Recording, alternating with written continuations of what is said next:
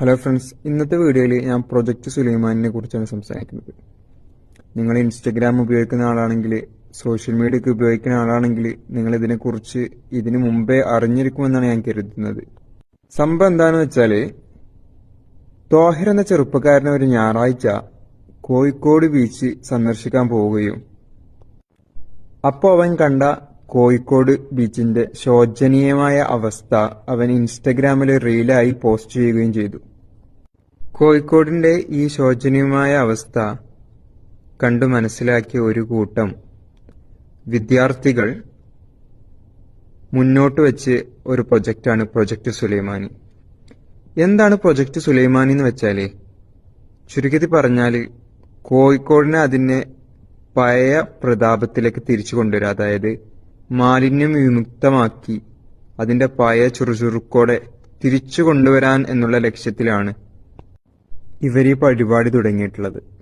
അപ്പൊ നിങ്ങളോട് എനിക്ക് പറയാനുള്ളത് എന്താന്ന് വെച്ചാൽ, ഞാനും നിങ്ങളും ഒരുപാട് ടൂറിസ്റ്റ് പ്ലേസുകൾ വിസിറ്റ് ചെയ്യണം. കോഴിക്കോട് മാത്രമല്ല, നാടുകാണി ചുരം, അങ്ങനെ കുറേ ടൂറിസ്റ്റ് പ്ലേസ് വിസിറ്റ് ചെയ്യുന്നവരാണ്. അപ്പൊ ഇനി വിസിറ്റ് ചെയ്യുമ്പോൾ എന്ത് ചെയ്യുക, നിങ്ങൾ കൊണ്ടുപോകുന്ന പ്ലാസ്റ്റിക്കിന്റെ ബോട്ടിൽസ്, അതുപോലെ തന്നെ പ്ലാസ്റ്റിക് കവേഴ്സ്, അതുപോലെ തന്നെ ചായ കുടിക്കാൻ ഉപയോഗിക്കുന്ന കപ്പ്, എന്തോ ആട്ടെ, എന്ത് വേസ്റ്റ് ആകട്ടെ, അതായത് പ്രോപ്പറായിട്ട് എന്താക്കുക, അത് വേസ്റ്റ് ബാസ്ക്കറ്റിലോ വേണ്ട രീതിയിൽ അത് ഡെപ്പോസിറ്റ് ചെയ്യുക. ഇനി നിങ്ങൾക്കത് സാധിച്ചിട്ടില്ലെങ്കിൽ കുറച്ച് സാധനങ്ങളുണ്ടല്ലോ, അത് ഒരു കവറിലാക്കി നിങ്ങളുടെ കൂടെ കരുതുക. പറ്റുന്ന സ്ഥലത്ത് കൊണ്ടുപോയി, അതായത് വേസ്റ്റ് ബിന്നിലിടുക. വലിച്ചെറിഞ്ഞു പോരരുത്.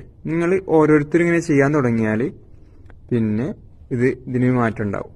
അല്ല, എല്ലാവരും പിന്നെ ഇത് കണ്ടിന്യൂ ചെയ്യുകയാണെങ്കിൽ പിന്നെ നമുക്ക് ഒരു രക്ഷയില്ല. അതായത് ഈ കോഴിക്കോട് ബീച്ച്, ഇതൊക്കെ നമ്മളെന്താണ്, കേരളത്തിന്റെ അതായത് പുറത്തുനിന്ന് ആൾക്കാർ, ഫോറിനേഴ്സ് വരുന്നതാണ്, പിന്നെ ഞമ്മക്ക് എക്സ്പ്ലോർ ചെയ്യാനുള്ളതാണ്.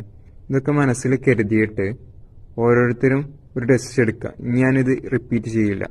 നിങ്ങളിതിനു മുമ്പ് ചെയ്തോ ഇല്ലേ എന്നല്ല, കഴിഞ്ഞത് പോട്ടെ, ഇനി നിങ്ങളത് റിപ്പീറ്റ് ചെയ്യില്ല എന്ന് കരുതുക. ഓക്കെ.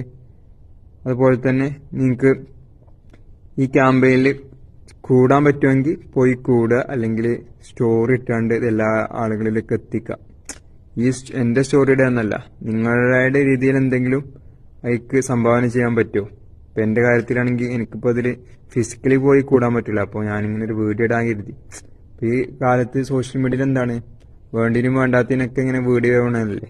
അപ്പോൾ ഒരു നല്ല കാര്യത്തിനായിക്കോട്ടെ ഈ വീഡിയോ എന്ന് കരുതി. അപ്പോൾ നിങ്ങൾക്ക് പറ്റുമെങ്കിൽ അതിൽ പാർട്ടിസിപ്പേറ്റ് ചെയ്യുക.